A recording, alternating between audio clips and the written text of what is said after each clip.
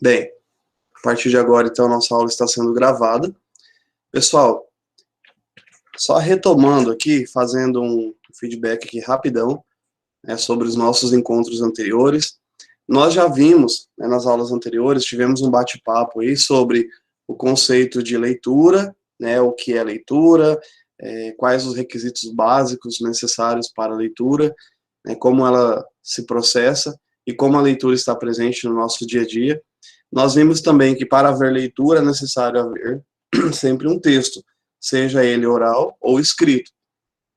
E para que um texto seja considerado como tal, é preciso atender a alguns elementos que nós vimos na aula anterior, alguns elementos básicos, os chamados elementos da textualidade, que vão garantir, então, a sequência, a coerência, a coesão dessa produção, e toda a junção dessas informações, além da intertextualidade, da informatividade, da intencionalidade, etc., tudo isso vai constituir uma produção como texto, certo? Vimos também que existem as tipologias textuais, que são aquelas estruturas macro, do texto, a sua função, digamos, principal forma como o texto está sendo produzido, se ele é descritivo, narrativo, argumentativo e assim por diante. E vimos também os gêneros textuais, os gêneros que são aquelas formas mais ou menos fixas, pré-determinadas socialmente, e para que elas existam, para que elas ocorram enquanto gênero, é preciso que estejam inseridas em um contexto social, para que o grupo social também reconheça esse gênero como gênero. Por exemplo, quando nós ouvimos uma notícia, nós sabemos que se trata de uma notícia porque nós já conhecemos a notícia em nosso meio, no nosso contexto social, nós já reconhecemos essa estrutura como notícia. Então, nós sabemos quais os requisitos, quais os elementos necessários e fundamentais para que aquele gênero seja considerado notícia. E é isso que torna o gênero notícia uma notícia. Ele precisa atender esses requisitos básicos para que nós o reconheçamos como notícia ou qualquer outro gênero. E hoje, então, nós vamos falar um pouquinho de um assunto que é muito importante, porque nós vamos trabalhar bastante durante o semestre, durante a nossa... Sempre que for falar da produção textual, é bem predominante na produção, sempre predomina a parte da tipologia narrativa. Então, assim, a maioria das produções de vocês será pautada provavelmente na narração ou na argumentação, tá? E hoje nós vamos estudar, vocês já têm até uma atividade, enrolando, que é a questão da produção textual, mas nós vamos ver com mais detalhe sobre os elementos da narrativa, certo? Então nós vamos entender o que é de fato uma narração, nós já vimos isso, mas vamos também ver um pouquinho isso, e quais são os elementos fundamentais da narração, o que é preciso para que a narração seja assim constituída, certo? Eu vou apresentar para vocês aqui, então, o material que eu preparei para essa aula, a fim de que nós possamos ter esse norte aí, e vocês irem visualizando melhor a nossa fala. Bem, pessoal, então nós vamos, como eu já falei, trabalhar os elementos da narrativa, entender um pouquinho a estrutura de uma narração. Em primeiro lugar, para que eu estude os elementos da narrativa, eu preciso retomar, relembrar o que é uma narração. Então, assim, diante das definições que eu procurei, são várias as definições de narração, eu trouxe aqui para vocês uma simplificação, eu fiz uma compilação aqui, um resumo, de forma assim bem clara do que é uma narração, que é o quê? Um texto que relata fatos ou acontecimentos reais ou fictícios, de forma linear ou não, com a participação de personagens contados por um narrador. Basicamente, a grosso modo, de forma simplificada, a narração é isso. Existem várias outras definições, com palavras diferentes, expressões diferentes, porém, a essência da narração é exatamente isso. Por que eu falei que a narração sempre vai estar presente, né, é bem predominante, porque nós estamos muito, assim, acostumados a narrar fatos, a contar histórias, as conversas sempre estão fundamentadas na contagem, no relato de um fato, e assim por diante, então vai predominar a narração, certo? Então, quais são os elementos da narrativa? Eles são divididos aqui em aproximadamente 5, né, de forma geral, 5 elementos, que são o enredo, espaço, personagens, tempo e narrador. Bem, o que é o enredo? Né? Então, nós vamos ver cada um deles. Para cada elemento, nós faremos uma pergunta. Né? Para o enredo, o que? Ou seja, na narração, o que é o enredo? É o que eu estou contando, o que eu estou narrando. Né? O espaço, eu vou perguntar sempre onde. Onde aconteceu a narrativa? Personagens, quem estava envolvido na narrativa? O tempo, quando aconteceu a narrativa? E o narrador é quem conta, e nós vamos ver depois cada um deles de forma mais detalhada. Enredo, eu trouxe aqui uma definição, né, do meu dicionário.org, diz assim: enredo, ato de enredar ou enredar-se, embaraço, situação complicada, confusão, intriga, mexerico, conjunto de acontecimentos que constituem a ação de uma narrativa, trama, intriga. Então, vocês perceberam que enredar, né, significa o quê? A rede, ela tem elementos de ligação, ela tem elementos de entrelaçamento, né? Uma rede, ela sempre é feita dessa forma. Nós vimos lá na aula sobre texto, que o texto vem do ato de tecer, de ligar, é como um tecido, né? Cujas partes vão sendo ligadas, entrelaçadas. Aqui nós temos exatamente também isso. O enredo é o entrelaçamento dos fatos que vão acontecendo e dando vida, dando corpo, dando sustentação à história, ao fato em si, certo? Então, eu trouxe aqui só para ilustrar mesmo, para a gente entender etimologicamente o que é um enredo, né? E aqui nós vamos ter uma definição sobre o que seria de fato. É o conjunto de fatos ligados, então, como eu disse, são os fatos que se entrelaçam, que se organizam, que se estruturam para compor a história, o fato, a narração em si. O enredo, ele geralmente, ele pode ser organizado de diversas formas, mas geralmente ele segue essa estrutura. É regra obrigatória? Não, mas ele vai geralmente seguir essa estrutura, que é uma situação inicial, onde você apresenta o espaço, personagens, etc. O estabelecimento de um conflito, ou seja, após apresentados personagens e espaço, né, contextualizar ali a situação inicial, você vai para o fato, você desenvolve esse conflito, e quando nós falamos de conflito aqui, gente, não significa que esse conflito seja essa questão de briga, mas nós estamos falando do enredo em si, né, do desenvolvimento do fato. Depois nós temos um clímax. O que é o clímax? É o ponto de maior tensão. Toda novela, todo romance, todo filme, ele tem um ponto alto, né? Vocês sabem que é o clímax, é quando chega ao momento mais esperado do filme. Quando você pega alguns filmes que você sonha ali assistir, aquele filme que você gosta muito, tem também as trilogias, as séries, etc. Sempre vai chegar um momento que vai ter o ápice da história. E é o momento que você mais espera, né? Geralmente você quer, ou é a morte do vilão, ou é um casamento, ou é uma relação amorosa ali de personagens que lutaram o tempo todo para ficar juntos. Enfim, alguma coisa vai acontecer que vai ser o ponto alto, né? Uma guerra com a vitória para um lado, e etc. E por fim, o desfecho, que aí é a solução, né, do conflito, daquela história. Vocês perceberam que o desfecho, ele vem já no final, é claro, né, porque ele vai desfechar, vai finalizar, mas o desfecho não é a parte mais importante, né, o clímax sim. Por quê? Porque acontece o clímax, tem toda aquela tensão, aquela expectativa, etc., e aí o desfecho é de uma forma mais tranquila, né, geralmente ali os filmes, as séries, as novelas terminam como? Uma coisa mais tranquila, na paz, né, depois de toda aquela tensão do sofrimento do personagem na história toda, aí lá no final, de uma forma mais tranquila. Tá? Então essas são as partes que geralmente o enredo se desenvolve.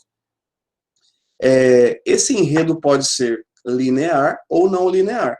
Né? O linear, o que é linear? É uma sequência que segue em forma de uma linha, né? Uma linha sequencial ali, é uma sequência lógica e progressiva, ou seja, que começa e vai gradualmente aumentando para chegar ao clímax e ao desfecho.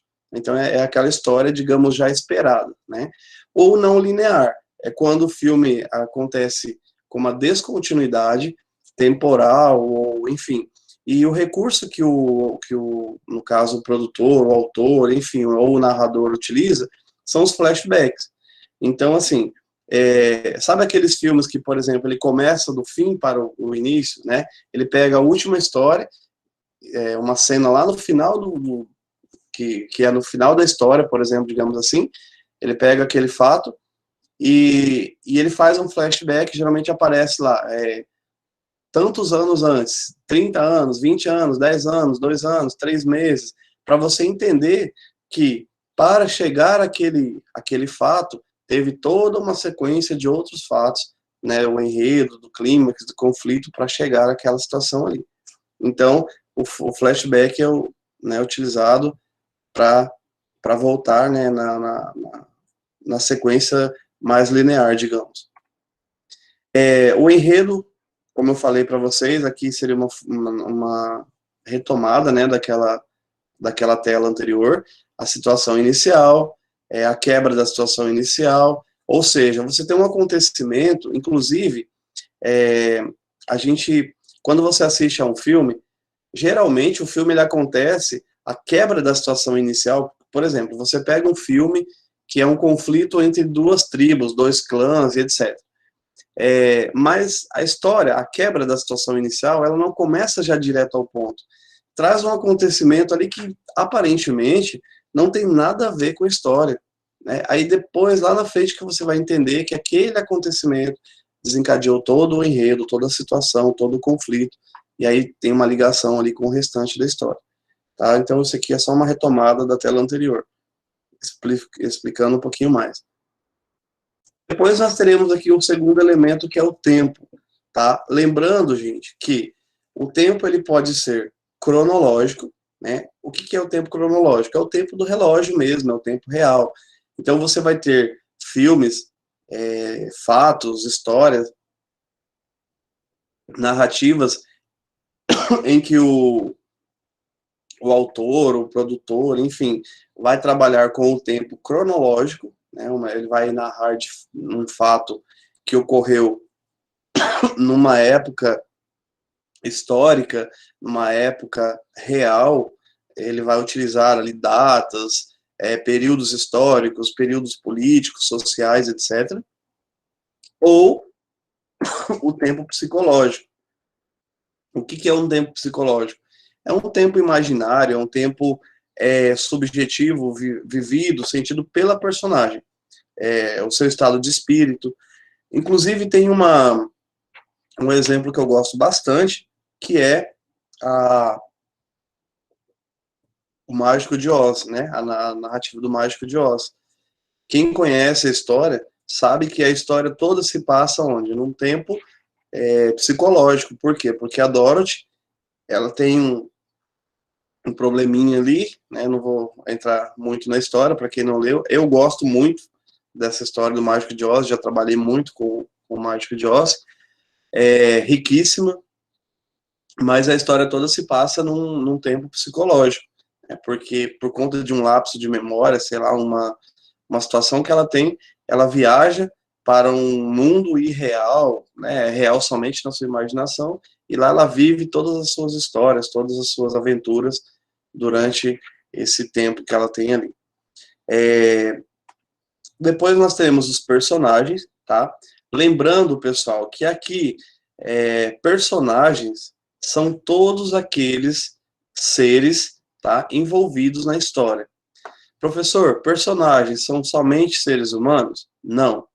E por que não são somente seres humanos? Porque nós vamos ter narrativa de todas as formas, nós vamos ter as reais e as imaginárias, e mesmo nas reais, eu posso ter como personagem um animal, um objeto, e assim por diante. Quando você pega uma narrativa que está se referindo, por exemplo, a algo que aconteceu com um animal, de repente você vai ter como sujeito ali da narrativa aquele animal. Ou nós temos os animais que atuam realmente como personagem, no caso ali das fábulas, das histórias fictícias, dos próprios filmes, os romances, etc., que você tem aí personagens inanimados que ganham vida, né? Você tem lá quem assistiu ou quem já leu Alice no País das Maravilhas, por exemplo, vai perceber os animais ali, os animais, né, também, mas os seres, a xícara, bule, chaleira, todo o relógio, todos eles ali conversando e tal, são personagens, tá? Então isso aí eu acho que é bem tranquilo, né? Então os personagens são todos os seres que praticam ou estão envolvidos numa ação referente à narrativa. Aí nós temos os personagens, o protagonista, ou os protagonistas e o coadjuvante, né, são os coadjuvantes. Eu trouxe aqui para vocês, né, quem não conhece o Sr. Weasley, Ronald Weasley e a Hermione, né, que são os personagens considerados coadjuvantes, né, do Harry Potter, da série Harry Potter, na qual o Harry Potter, teoricamente, né, aliás, ele é o protagonista, e nós temos os outros que são os coadjuvantes, ou chamados também de secundários. São aqueles personagens que estão ali ao redor do protagonista, mas que não são os principais. Embora em muitos casos, há personagens que têm uma importância tão grande quanto a do protagonista. Não sei se vocês concordam comigo, eu não vou dizer o caso de Harry Potter, nem de nenhum outro, para não, porque cada um tem a sua preferência. Aí eu não quero correr o risco aqui de que vocês me acusem de estar criticando a série, filme favorito, etc., de cada um, mas assim, há casos, há muitos casos, inclusive de alguns que eu gosto, por exemplo, em que o protagonista, ele acaba se tornando quase um secundário. Há essa mudança, tem-se um protagonista, mas lá no final você percebe que quem realmente protagonizou toda a história não foi bem aquele personagem, né, determinado, mas enfim. E nós temos também depois o protagonista versus o antagonista. Então, no caso da série ali, né, eu só dei continuidade aqui, nós temos o Voldemort ali, que é o antagonista do Harry Potter, ou seja, eles estão do início ao fim antagonizando, ou seja, rivalizando. Então, eles iniciam e terminam como os rivais, né, principais ali da história. Então, o protagonista e o antagonista, na verdade, eles têm um papel fundamental, porque geralmente são os personagens que precisam estar na história até o fim. Existe uma série, por exemplo, que eu gosto muito, né, não sei se alguém já assistiu, etc., que ela muda bastante, né, quando você tem um personagem que você acha que ele está se tornando, quando ele está se tornando alguém muito importante da história, ele morre e aí é substituído por outro, né, que é o Game of Thrones. Então, assim, dá até raiva, assim, porque às vezes quando você começa a simpatizar tal com o personagem, de repente ele vai lá e morre, desaparece de cena e tal. Então, mas são as estratégias que o autor utiliza e, enfim. Aí depois nós temos o espaço, né, um outro elemento, o espaço que pode ser o espaço físico ou o espaço social. Então nós temos aqui o espaço físico, aquele espaço, é o lugar onde ocorre a situação, o enredo, etc. Nós temos aqui, no caso, a Fantástica Fábrica de Chocolate, então todo o enredo ali, ele predominantemente ocorre dentro da fábrica, né, na visita que eles fazem à fábrica, e nós temos o espaço, o ambiente social, que ele é constituído pelos personagens figurantes e revela também a condição social, o ambiente social em que se passa a narrativa. Então você percebe, inclusive, as nuances sociais que há né, quando você tem personagens de ambientes sociais diferentes, e aí você consegue perceber essas características nesse espaço social. Mas, geralmente, o que predomina é o espaço físico mesmo, que é o importante na narrativa. Depois nós temos o narrador, tá? Gente, lembrando que o narrador, ele é uma entidade, digamos assim, teoricamente, nós entendemos que o narrador é quem conta a história, né? Porque a história, no caso da narrativa, ela está baseada em três elementos principais ali, né, a interação ocorre de três formas. Tem um narrador que conta algo para o leitor, né, espectador. Então você tem o narrador, a história e o leitor, né, o receptor e assim por diante. Porém, nós precisamos entender que o narrador, ele é uma voz imaginária. O que isso significa? Que nem sempre o narrador, ele aparece explícito na história, nem sempre ele está ali como alguém que vai contar essa história. Então, eu até faço uma pergunta para vocês. Quando não há você está lendo um livro, né, um texto, e não há um narrador ali definido, como é que nós sabemos quem é o narrador da história? Alguém sabe me dizer? Quando esse narrador não aparece ali? Não. Eu achava que o narrador, quando lia o texto, era eu que estava. Narrando. Então, quem que participa mesmo é o... O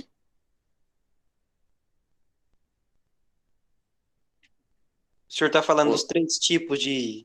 Não, qual é o seu nome mesmo? É que eu não estou visualizando. Vitor. Vitor? Tá, o Vitor. Então, interessante. Olha que legal, né? Porque, assim, vamos imaginar o seguinte. Se você estiver lendo em voz alta, digamos que você esteja lendo um texto, e você está lendo em voz alta, nós somos levados a pensar que você está sendo o narrador, certo? Porque você está... Claro, se você estiver narrando a história para outras pessoas, realmente você está sendo o narrador naquele momento. Mas antes de você, existe um narrador por trás, que é quem está contando, quem está ali transmitindo aquela história que você está retransmitindo. Então, no caso, se não tem um narrador específico, detalhado ali no texto, quem que é o narrador? O próprio autor. Concorda comigo? Porque, assim, se o autor escreveu o texto e ele não definiu um narrador, ele está sendo o próprio narrador. Então, por exemplo, ele contou um fato, ele é o narrador. E nós vamos, então, por isso que é uma voz imaginária, porque nem sempre você consegue identificar isso. Não é que você não consegue, é que a gente não se atenta para isso, né? Porque, assim, claro, se não tem o narrador especificado ali, tal, certinho, determinado, é o próprio autor. Você está sendo quem? O leitor, você está recebendo porque ao mesmo tempo que você está contando para outras pessoas, só que você também está tendo contato com essa narração. Só que nós vamos entender que agora vem o foco narrativo, e aí a gente vai entender como é que processa essa questão do narrador. O foco narrativo, ele se refere à perspectiva do narrador em relação à história. O que é isso? Se ele está em primeira pessoa ou em terceira. Em primeira pessoa é quando ele participa da história.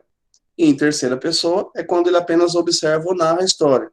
Então, assim, o narrador ele pode ser observador, que é aquele que simplesmente observa os fatos, narra os fatos para alguém. Então, assim, você chega e vai contar, vai dar uma notícia. Você estava vindo para casa, saiu do trabalho, sei lá, e presenciou um fato na rua. E você chega em casa e vai contar isso para os seus familiares, enfim, ou para uma pessoa lá. Você está narrando o fato. Você não participou, você apenas viu um fato, você vai narrar, certo? Digamos que você está voltando para... Então, sempre que você for um narrador, você vai narrar um fato que você não participou, esse fato será narrado em terceira pessoa, né? Porque você vai dizer, olha, aconteceu um acidente, o motorista, ou seja, você está contando, narrando, mas você está dizendo, olha, o motorista, ele, né, terceira pessoa, ele não viu o sinal fechado, bateu, atravessou, bateu no outro carro, tal, tal. Então você vai sempre narrar em terceira pessoa. Se você fosse, se você tivesse sofrido esse acidente ou se envolvido no acidente, provavelmente você narraria de outra forma. Olha, eu estava vindo pela rua, de repente o sinal estava aberto para mim, eu atravessei, mas veio outro, bateu em mim e eu acabei caindo, me machuquei, etc. Quer dizer, você vai narrar em primeira pessoa, porque você é o narrador personagem, você fez parte da história, certo? E existe, então esse é o narrador personagem. E existe o narrador onisciente, chamado, né, de onisciente, por quê? Onisciente é aquele que conhece, ele é um personagem que conhece, um narrador que conhece o personagem, mas ele não participou da história. Isso se dá como? Nos textos, principalmente nos romances, nas novelas, quando o narrador ele está de fora da história, ele está narrando o fato, mas ele conhece o personagem e as suas e começa, por exemplo, narrar os pensamentos do personagem, as suas vozes interiores, os seus desejos e assim por diante. Então, por exemplo, o narrador está contando um fato de um personagem e lá no meio da narração ele diz assim: o pobre homem que estava muito cansado, pensava em desistir, estava em sua mente só vinham pensamentos negativos, e aí ele começa a narrar o interior do personagem. Isso é o que? O narrador onisciente, porque ele não participa e não é o personagem, tá? Ele não é o personagem, mas ele conhece o personagem. E como é que você vai identificar isso na história? Muito simples, né? Se for em primeira pessoa, o narrador sempre vai ser o personagem, ou ele faz parte ali da história em si.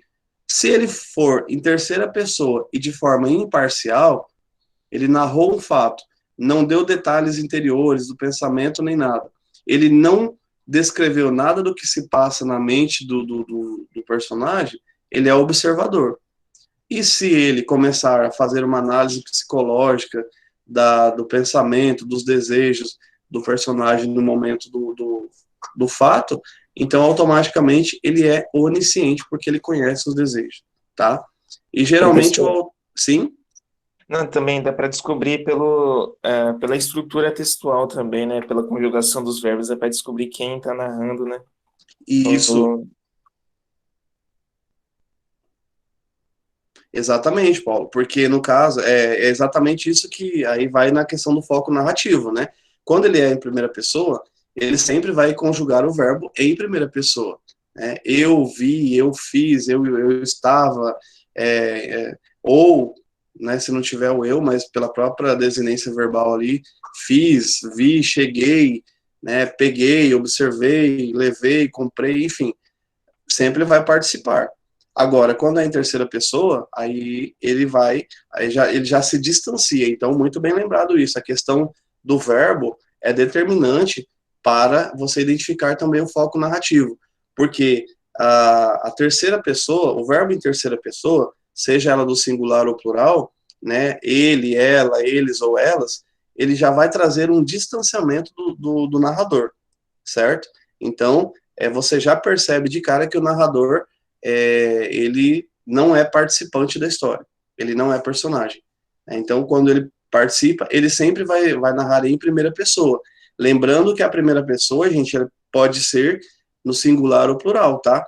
Pode ser a primeira pessoa do singular, eu, ou do plural, que é o nós. Então, ele pode fazer parte junto com um grupo, né? Ele mais alguém, outras pessoas. Então, é preciso ficar atento nisso também. Porque se eu digo assim, quando chegamos ao hotel, nada do que havia sido combinado foi cumprido, aguardamos por um longo tempo, enfim, né? Digamos assim, você começa. Eu estou participando da história, eu estou narrando um fato que eu vivenciei e que outras pessoas vivenciaram comigo. Então, assim, eu estou fazendo parte da história, eu sou um personagem, mas eu não participei daquilo sozinho, tá? Então, é importante isso também. Tá? Aqui o foco ele pode ser em primeira pessoa, tanto do singular quanto do plural, ou em terceira, da mesma forma. Ficou tranquilo que é o foco narrativo e o narrador, pessoal? Acho que sim. Sim, Sim, né? professor, Pois deixa eu te não. perguntar. O enredo, eu posso falar então que é a história, né? Isso.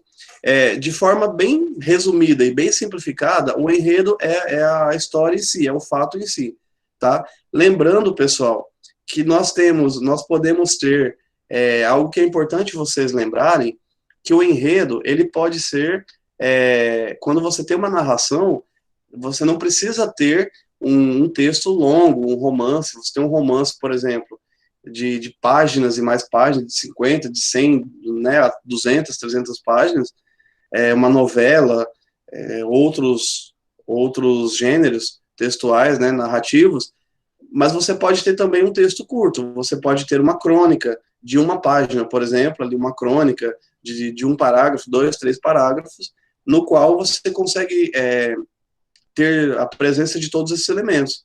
Então, assim, você vai contar um fato, eu acabei de falar do acidente, né, uma notícia, por exemplo. Você pode ter uma notícia em 1 ou 2 parágrafos, nos quais você consegue identificar o enredo, que é a história em si, a notícia, você consegue identificar o tempo, né, onde aconteceu quando aconteceu aquela notícia, se foi hoje, ontem, semana passada, de manhã, de tarde, de noite, o espaço, né, onde aconteceu aquilo, se foi na rua, se foi em casa, se foi numa festa, o personagem ou os personagens, né, quem estava envolvido, e você terá ali o narrador, que é a voz que está contando, né, narrando o fato. Então você consegue ter isso, a narração, a narrativa, a estrutura narrativa, ela pode ter esses elementos, aliás, ela tem esses elementos, independente do tamanho dessa narrativa, tá ok?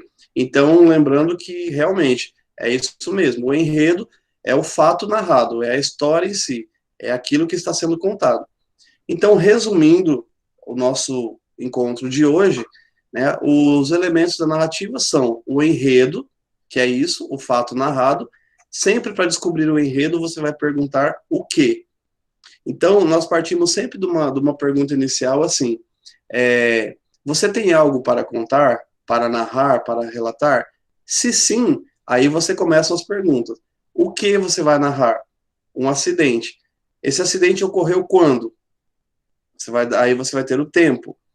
Esse acidente ocorreu onde? Você vai ter o local, o lugar ou espaço.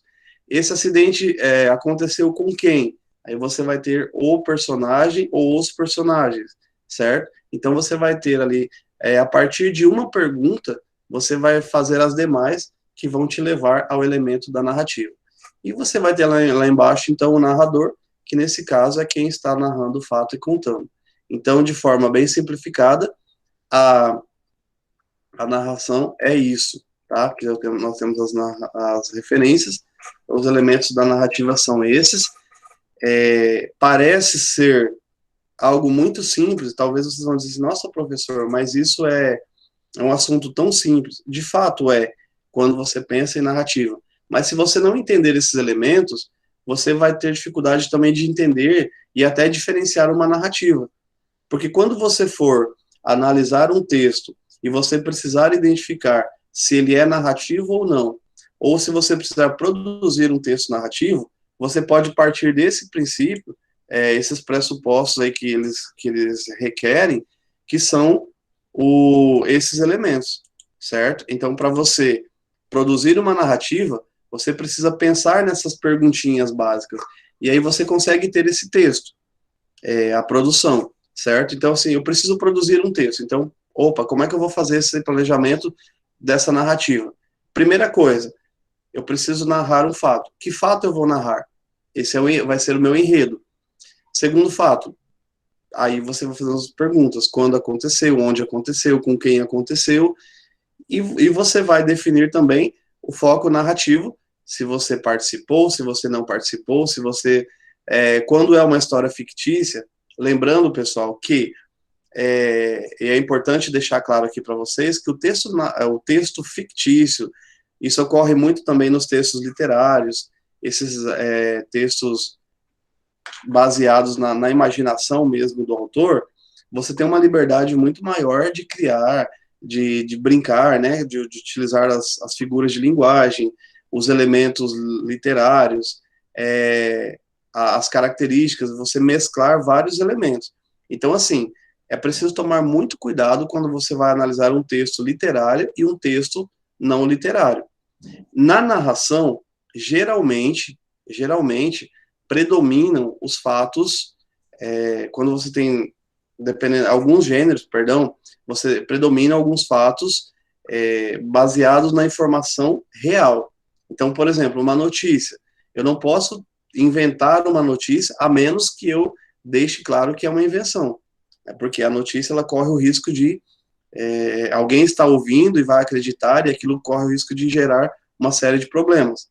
Então, se eu quero dar uma notícia verdadeira, eu não estou brincando ou não estou realizando uma atividade apenas, eu preciso pegar um fato que ocorreu, né, realmente. Então, eu não posso, claro, se é um fato, ele ocorreu, né, óbvio, uma redundância aqui. Agora, se eu quero criar uma notícia, não, eu vou criar aqui uma narração, tranquilo, eu posso? Posso, mas eu preciso deixar bem claro que aquilo lá é fictício, tá? A não ser nos textos literários e etc. Então, a narrativa, ela precisa atender esses elementos básicos, esses requisitos básicos, para que ela seja uma narração, ok? Alguma dúvida? Tranquilo? Todo mundo entendeu quais são os elementos básicos da narrativa? Tranquilo. Tranquilo, né? Então, nós vamos fazer os nossos exercícios.